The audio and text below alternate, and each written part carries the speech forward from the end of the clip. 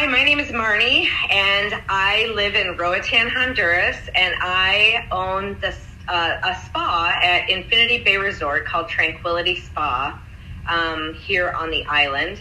And I'm also a real estate agent for Keller Williams. Here we go. Pivot! Pivot! Pivot!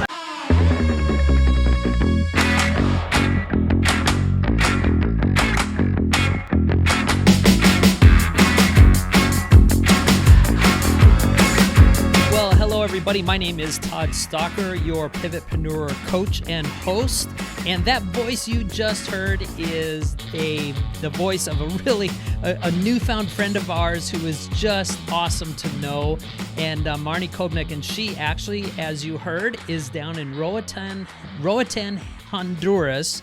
And for those of you who don't know where that is, that's just off the coast of Honduras, kind of south of Belize area. And she is considered an expat, where she moved from Wisconsin, Minnesota area down to Roatan just a couple of years ago to start a business, to start life over, and she's never looked back. So if you are new to the podcast, every fifth episode, we try and do an interview with someone who has made a pivot, who's made a change either in their work or business or life. Marnie's done all of that. So this interview is just a fascinating look into someone who did it. But if you're considering making that move, you got to connect with Marnie because she's the best down there. Just a quick heads up, the quality, we had some problems audio wise, and Marnie and I don't know if it was on my end or down there in Honduras, but ended up having to record off of an iPhone. So it's not the best quality that we're used to, but boy, the content is out of this world. So sit back, enjoy, listen to what Marnie has to say about her pivot, and I'll come back on after the interview. So here we go. Thanks for being on the podcast. So you own a couple of different businesses now on the island. You're considered what's considered an expat, right? Yep. Tell us what led up to you even thinking about this huge change that a lot of people probably wouldn't even think is even possible. Well, I could go all the way back to in 2008, I got divorced from my kid's father and essentially was homeless and broke with 6 kids under the age of 12. I had to, at that point, make a pivot from being a full-time stay-at-home mom to pulling myself up by my bootstraps and deciding how I was going to take care of 6 kids and figure life out from square one again as taking care of these guys. And I hadn't worked. I'd been at home. So I jumped back into the workforce, got my kids into daycare, found a place to live, of course, and put myself through school to become a massage therapist. And I grew from there. I worked my butt off. I worked between 50 and 120 hours a week, basically for 12 years, just working day in and day out to provide for my kids and save some money. And through those 12 years, both of my parents passed away very, very young. And through those struggles, I realized that life is short, and watching my parents die really young. My dad was only 65. My mom was in her early 70s. I knew that there were bigger things for me, and I worked really hard to achieve them. So in my massage business, I grew that. I opened my own studio. I became a landlord to other people that would rent space from me. I went to school to get my real estate license. I became a birth and postpartum doula, and I just grew my business. I ended up having, in 12 years, I had 4 businesses. Wow. So I went from being homeless and moneyless to having 4 businesses and a beautiful home, and did get remarried and raised my kids to be successful and launched. And through that all, I realized I don't want to freeze in the Midwest anymore. My kids were all grown and flown by that point. And so I started exploring some options, because I realized you can do massage anywhere, you can do real estate anywhere. And so I did what most Americans do, and I looked at places domestically like Florida and Texas and Carolinas, all the warm places, and none of them felt right. And I had taken a vacation to the Caribbean. I had never even had a passport before moving here, by the way. I'd never been out of the country. I was raised by a single mom and had, 6 kids and a workaholic ex-husband. And so we never vacationed. We never went anywhere. And so I was hungry. I was hungry for my time, because I had raised all these kids at 27 years of parenting and doing what others needed me to do. And so I was hungry to explore what I could do with my life now that the kids were grown and flown. So I discovered Roatan. How did you find Roatan? I had visited the Virgin Islands, the U.S. Virgin Islands, and I got the itch from that to be in the Caribbean. But the U.S. Virgin Islands weren't for me. The cost of living was very, very high. And the people, I didn't feel like the people there were very happy. And like renting space to run a business was $3,000 to $5,000 for a small space. The cheapest house I could find was $350,000, and it didn't have a roof. The roof was torn off in a hurricane. Like, I just knew the Virgin Islands weren't for me. But the feeling of the island life, the water, the all of those things, it just called me. So I started doing my homework. I worked really, really hard to discover different places to go. And I ruled a lot of them out just through searching the internet. I knew I wanted a place where English was a primary language. We didn't get hit by hurricanes very often. Like Roatan here, we haven't seen a hurricane since 1998, I believe. Right. Cost of living being low, taxes being low, but still, a good warm feeling to the island. And so I knew an acquaintance of mine that had moved to Roatan probably 9 years ago, and I had been a Facebook friend. We'd only met in person once, but I kind of followed her journey, and I looked her up again and just sort of went back, and she loved it here, and she succeeded here. And I thought, well, if she can do it, so can I. Totally different life goals and life situations, but so I did do a lot of homework finding Roatan. I'd never been here before, so I had to apply and get a passport, and waited because I was in the middle of COVID and all of that stuff. But yeah. I got a passport. I bought my tickets. I actually called the operating principal on mainland Honduras, who ran a real estate agency on the mainland, and he said, no, we don't have Keller Williams on Roatan, but I can connect you with somebody that we're hoping will open a brokerage there. And so I started the wheels turning even before I had set foot in Roatan. And I felt driven to come here and discover it and find out what it had to offer me. So at that point, when you got your passport and you're like, okay, I'm going to come and visit, I'm going to visit my friend who lives here now. Were you set on Roatan? Like, had you made the decision, this is what I'm going to do? Or was it kind of in a exploratory framework that you came down the first time? It was very exploratory. I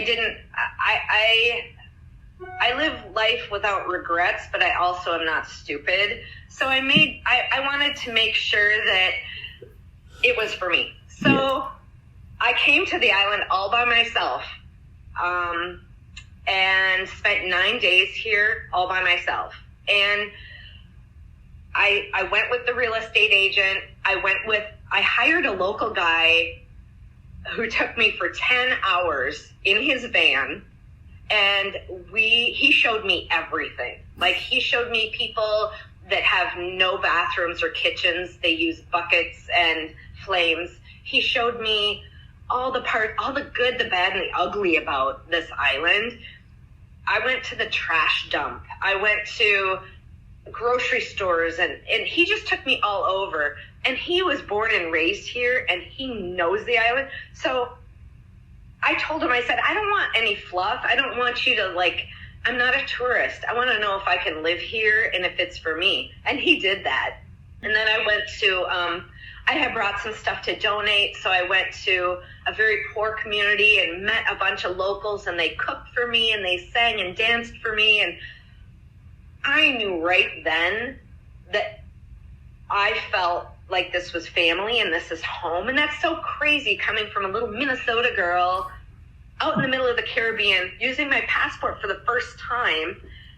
But I also went with a real estate agent, and she showed me houses and businesses and opportunities, and she was real with me. She, you know, here you pay cash. Everything is cash, because Honduras is a third world country. They're not going to loan some gringo $300,000 through their banks to buy a house or a business. I realized that I needed to pay up, you know, if I wanted to move here. So I used a lot of money I had been saving through working so hard over the last 12 years prior. And with my mom passing away, I had some of her inheritance to spend. And so at the end of the 9 days, I was sitting in the airport, and I called my real estate agent and I said, let's buy that spa. I want to put an offer in. And by the time I landed in Minnesota, my offer was accepted, and I started packing and sold everything I own, basically. I paid cash for the spa, and I managed to find an investor who would give me a 5-year loan privately for my house. So I did buy this house through him. And as soon as the bed and breakfast sells, I will pay him, hopefully pay him off, if not close. I'm making payments to him right now until it sells. So money's a little tight, not to fool anybody. But I was able to buy a 2-bedroom, 2-bath house overlooking the Caribbean for $245,000. And I bought my spa for $80,000. And I'm still making payments on the bed and breakfast. So I have money going out, but I do have money coming in, and it's amazing. I have so much freedom here that I never experienced in the U.S. It's kind of the Wild West of the Caribbean. That's what they call it. It's interesting, because like back in the U.S., you're a real estate agent. Our paperwork is this thick, right? Here it's like offer to purchase is like 1.5 pages. There's no one, like, they encourage an inspection, but we don't have like real estate condition report and all these addendums and the legalities, because we're not lawsuit happy here in Roatan. We just kind of, you know, you fall off a dock, it's your fault, you dummy. The legalities are a little bit different here, and it's a much simpler life. But you do have to take the good with the bad. You know, we lose electricity every once in a while. We lose internet once in a while. We can't get certain things. Like, I've been looking for a certain type of cheese for 3 weeks now. The island ran out of Diet Coke for a good 2 weeks. Just random weird stuff.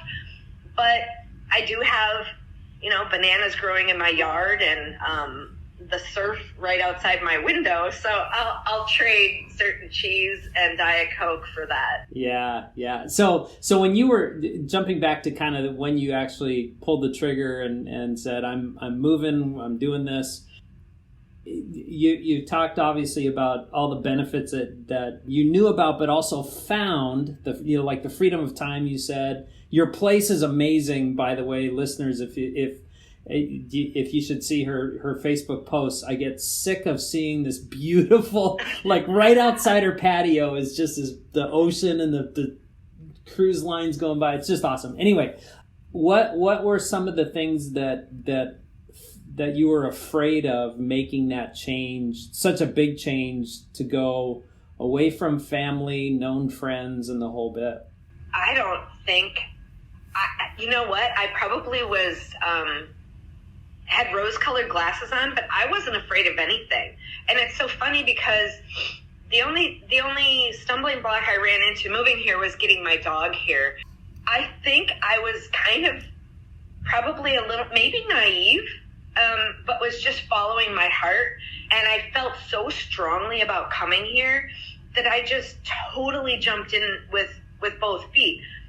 I look back and I'm like, yeah, I probably should have done this, and this, but I really don't have a ton of regrets over how I did it. Like, I left a lot of my belongings at the bed and breakfast, in storage. And I moved down here with basically 5 suitcases. And then I went back a few months later and brought down a couple more suitcases. But I quickly realized what I had felt deep in my heart a long time ago. My kid's father was very materialistic.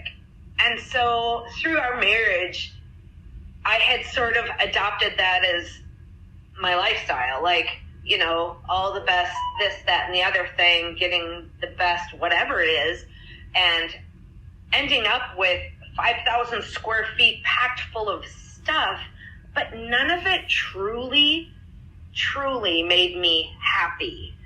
What made me happy, once I got down here and I had 5 suitcases full of belongings, and I bought this house that needed fixing up, and I had no furniture. Like, the house came with outdoor furniture for indoor furniture, and I'm like, yeah, I think I need a little something. And so I started with a renovation, and me and my dog had a mattress on the floor. And I went back 35 years to straight out of high school, going to college, having no money. I had money, but my life was so simple. I didn't care. All I wanted was the ocean, a business, my dog, and a warm bed. And it was warm. It's always 81 degrees here, pretty much day and night. There's a 5-degree fluctuation, but I realized I didn't need all that stuff. What I needed was joy. And when you have and seek joy and happiness, the money comes. I'm a massage therapist. I was homeless in 2008, and now, because I just sought happiness, I have all I need. I have my kids' pictures and photo albums. I have internet. I have furniture, and I have a business, and I let go of things that don't matter. So, to answer your question in a roundabout way, I didn't have a lot of fear because I was so headstrong. I'm a very independent person. When I get something, a hair in my butt, so to say, I kind of just go, and there's no stopping me, you know? I mean, it was the same way with getting my real estate license. It's like, okay, well, I own a bed and breakfast. I have a massage business. I've been a birth and postpartum doula and helped deliver a couple hundred babies. Now what? And so I went to real estate school because that's another passion. And here I am doing it in the Caribbean. And I don't have regrets. I didn't have fear, and I still don't have fear. Like, I love it. Yeah. But what I'm taking from what you're saying is, even if you do have fear, it's going to be okay. Just step out, and you can always double back if you need to. Life isn't set. You can take risks and choose how you respond to things that don't go well, and you just make it happen. I think I learned that from my mom because she always had the desire to take risks, but she was scared. And she tiptoed into things after I was grown, but she, you know, had job offers and she was too afraid to take them. And she could have done other things. And I think she let her fear take hold. And so I watched her do that, and I watched her get diagnosed with pancreatic cancer when she was 69 years old and have regrets. And as I held her in my arms watching her die, I said, you know what? I'm not going to do that. I'm not going to die with regrets. I'm going to go, and I'm going to do it. And like you said, if if it doesn't work, I buy a plane ticket and go back. And now that I'm here, I'm like, no, even if my business failed, which it's not, I grossed over 6 figures last year with the spa in my first full year. I feel like this is where I was meant to be. And it took watching my parents do what they did and learning from them, the good, the bad, and the ugly, just like my guy that took me around the island, because I came into it with eyes wide open and with a lot of, I was excited, of course. But I haven't really settled. That excitement hasn't settled for me. I've been here 16 months. And every day I wake up going, I can't believe I flippin' did this. And this is what I get to go have my coffee to. And I have 5 employees, and I am helping to support these 5 Honduran women, making them strong and employed and take care of their babies. And I'm supporting them and myself. And it feels really good to not only make a difference in my life and achieve what I always dreamed about and only saw in HGTV Caribbean life shows, but helping Hondurans. Every once in a while I'll fill an old suitcase with food and I'll bring it to our trash dump, because there are families that live in the trash dump. Yeah. And it just, that by being here and by being an employer, you can help people on every level, from people that have nothing and a toddler in a diaper they've been wearing for 3 days, all the way up to myself and the people around me, making my staff grow. And now that I'm selling real estate here, helping people find their dream, whether it's somebody like me who wants to start over and start new and achieve that, or if it's somebody who's retiring and wants to become an expat retiree, or somebody that just has different goals and wants to have a vacation rental and a investment property. And so I'm excited for that next challenge of selling real estate here on top of my business. People think I'm crazy. They're like, don't you have enough going on? There's a lot of hours in the day. But honestly, I can't stop it, like, challenging myself. In May, I bought a boat to do massage on the Caribbean. And from all my homework, that's only been done one place, and that's in the British Virgin Islands. So I have started a little finger off of my my spa, where we can take people out on a boat, and I have 3 massage tables set up, and they can have the breeze and quiet music and the waves lapping up against the boat, and get a massage on the boat. So I expanded my massage business, and now I'm growing into real estate here as well. So three facets of business here, but I still have time for the beach. Yeah, of course. Well, that's on our list next time we come down, is to be out on the ocean and get one of those massages. Your gals are great, by the way. We had an awesome time. Okay, so if you could travel back in time in your time machine, what would you tell your 21-year-old self?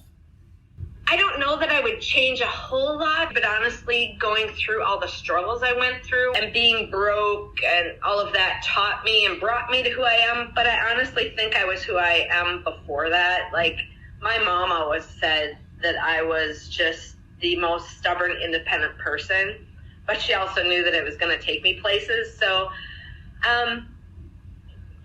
I would probably make some choices with money that were a little smarter, investing in real estate at a younger age and not being frivolous. But I think we go through our 20s and 30s just sort of, having fun and winging it a little bit. But yeah, if I could go back, I would have focused on that, and probably not, I went to school because my parents told me to, and I got a degree in something that I really didn't use. So I would have paused and gotten a little bit more consultation on what I would be actually good at, and wouldn't have wasted all that money on the first 2 years of school. I think our mistakes and our pain and all of those things make us who we are. Amen. And have truly made me successful, and be able to pull myself up by my bootstraps and just carry on, and have 6 very smart, beautiful, well-rounded kids who are cheering me on. Actually, none of them are angry that I moved away from them, because they had actually moved away from me first. They, they kind of ditched me before I ditched them. I'm like, well, 6.5-hour drive to Wisconsin, or 6-hour flight to Roatan. So I guess they get to take a flight versus a drive. And so my kids are very happy with what I'm doing, and they get to visit me in a beautiful place, instead of a freezing cold place. Not that Wisconsin and Minnesota are not beautiful, but I really love my life here, and I am gladly more successful here financially than I was in the U.S. too. So where can people get a hold of you if they want to talk to you more about potentially moving there, or finding real estate, or your business at the spa? Where do they go? Well, I would say everybody should go to tranquilityroatan.com. That's my spa website. And there is a contact us form. I'm the only person that reads the contact us form. So if anybody uses the contact us form on the spa website, they can get a hold of me for real estate, or for spa, or for relocation, information. So, and my email is doulamarnie@gmail.com. So doulamarnie@gmail.com. Okay, so just listening to Marnie again and remembering our wonderful time down there on vacation a couple of years ago, maybe I should move down there. I could do the podcast down there. I'm not so sure I'm ready for that, but man, what a great life learnings and lessons. And hopefully you picked up a couple of things regarding pivots in your life. As she was talking, I was reminded of a quote, and maybe this should have been the quote for the day, but I don't know who said it, but it is, jump from the plane and then grow wings.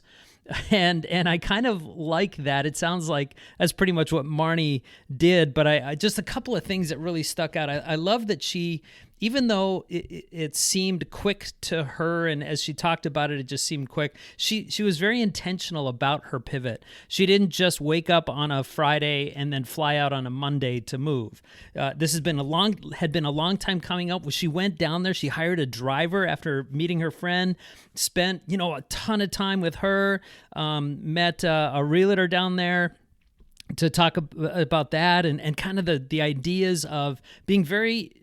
She was very wise in what she wanted, and B, how to go about finding it and getting it. So remember some of the ideas where she moved because of the cost, simplicity of life.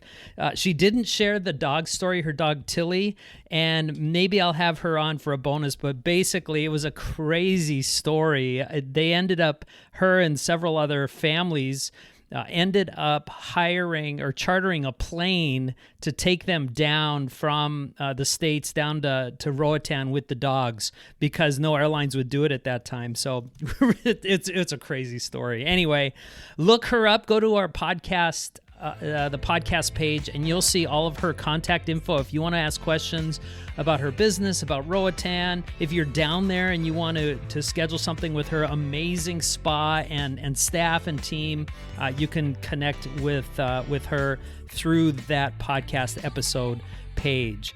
So hopefully this interview has been helpful to you. It kind of, the thing that was helpful for me, it just reiterated that you and I have a lot more choice in our life than we think. Sometimes it is just taking that step out of the plane, if you will, or taking that step and seeing what is next. And don't be afraid to have to think about, okay, if it didn't work out, I can always come back. Okay? Well, again, you are why I do this podcast every week, and I am so happy that Marnie jumped on for the interview, and I'm happy that you're listening. Go to iTunes or anywhere that you listen to this podcast. Go to our YouTube page, and you can actually watch and listen on YouTube. Again, we had some technical difficulties, so it actually wasn't visually recorded, but you can still listen to the content there. Anyway, I really, really appreciate you. Make sure you share this podcast around, and we'll see you next week for another episode of the PivotPreneur podcast. Peace.